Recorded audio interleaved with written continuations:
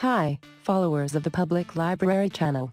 Firstly, before starting, we invite you to subscribe to the channel and activate the bell button to receive all new.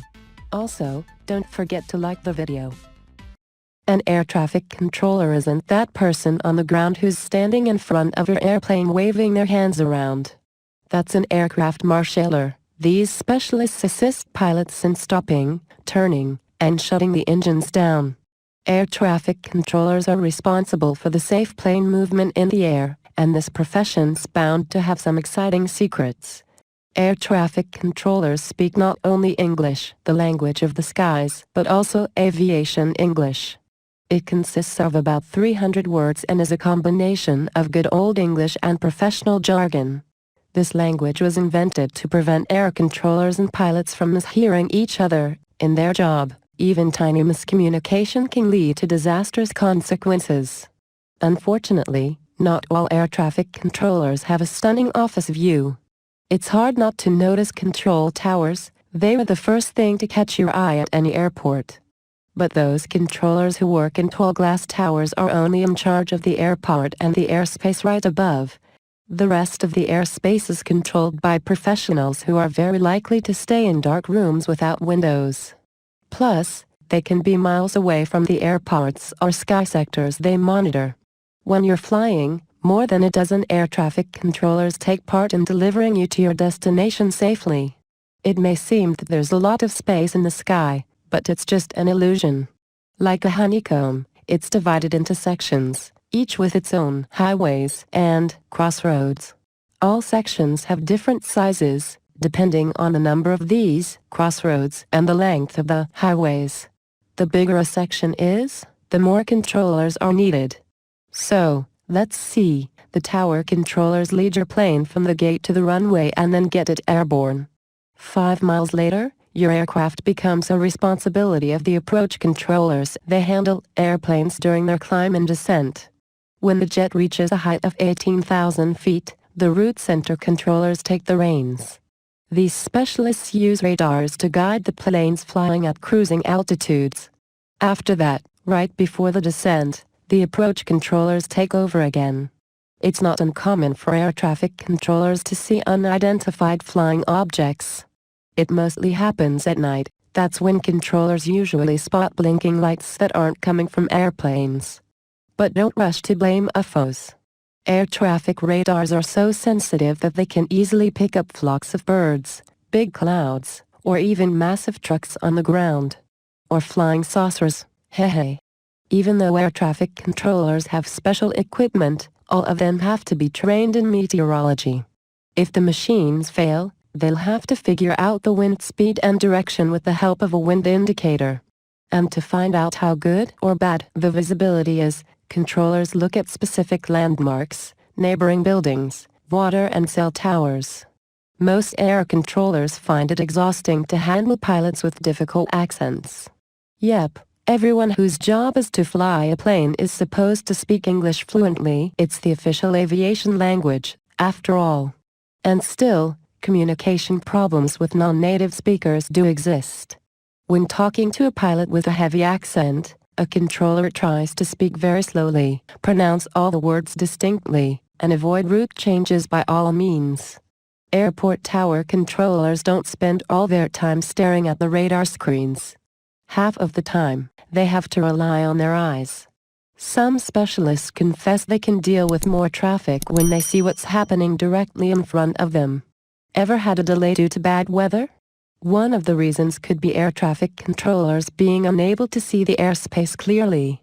Air traffic controllers have to train their voices. They can't talk quietly and indistinctly in their private life, but at work, the way they speak has to change dramatically. Their voices need to be loud and clear, and sometimes, controllers deliberately exaggerate the pronunciation of particular words. It's crucial, otherwise, pilots can misunderstand the broadcasted information. If something goes wrong with the airplane communication system, that's what controllers call radio failure. The airport tower uses a signal lamp to deliver messages to the pilot. With the help of this lamp, pilots figure out when and where they can land.